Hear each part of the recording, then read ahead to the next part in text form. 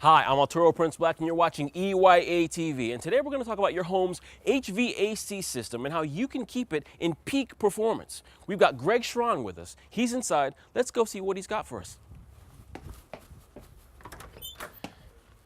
Greg. Hey, Arturo, how you doing? Hey, good. Good to see you. You too. Greg is one of our awesome architects here at EYA, and he's from Canada, so That's very important. quit building igloos We up know there. a lot about heating systems. Yes, Up in Canada. chilly up there. So he came down here to help us out. So this is where HVAC performance, the magic happens, huh? This is the center of the action right here. This is one of two systems that provide the HVAC, the heating, ventilation, and cooling for Now- your. Yeah. No, keep going. There are two systems in this house because it's 4 stories. I was going to ask you that. I was Yeah. going to say, why 2 systems? We want to avoid an issue called stratification. Okay. Stratification is simply where the cold air tends to layer at the bottom and the warm air tends to layer at the top. And what you struggle against if you try and condition a 4-story house with one system is you're just that inability to keep all 4 levels comfortable at the same time. So you split the workload between 2 systems. Exactly. Okay. So the system that we're looking at here, we're down on the lowest level, serves this level and the one above, and then the second system upstairs serves the top 2 floors. Okay. All right. Great. Now, as far as taking care of things, maintenance-wise, what needs to happen? Okay, so the first thing we're going to talk about relative to maintaining your HVAC system is filtration. We have a pleated filter, which is something that you can easily remove and replace from your system. In this case, it slides in vertically. There may be other systems where it slides in and out horizontally. But it's always accessible to the homeowner. Okay? Each one of these filters has what is called a MERV rating. That's MERV, like Merv Griffin. Merv Griffin.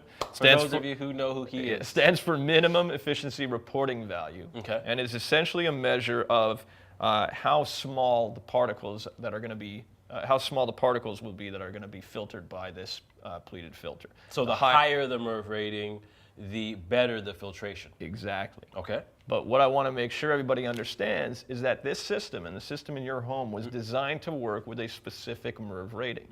So I don't want people going out and thinking they're going to get a better filtration by buying a higher MERV rating. That may restrict the airflow in their system. It'll choke the system. Exactly. It's like MMA. Don't choke out your. Don't choke out. No. So what we want to do when replacing the filter, obviously, we want to replace the filter with one of the same size, very important. And then we want to make sure it matches the MERV rating as well. MERV rating's over there. Of the original filter that was delivered with your home. And where can I get these filters from? The filters are available at really at any hardware store, Home Depot, anything, whatever your preference is in the neighborhood. And we've also arranged for a relationship with a company called ontimeairfilters.com.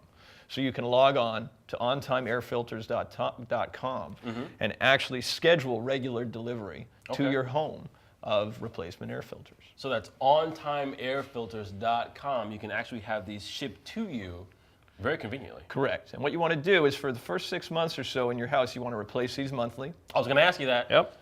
And then after that, approximately every 60 days.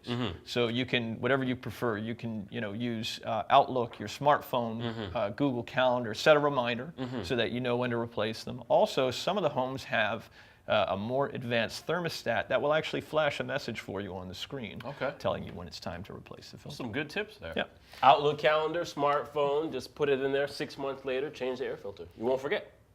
And when it's time to do that, there's one thing that I want everyone to be very, very attentive to, and that is this arrow that's going to be on the edge of every air filter.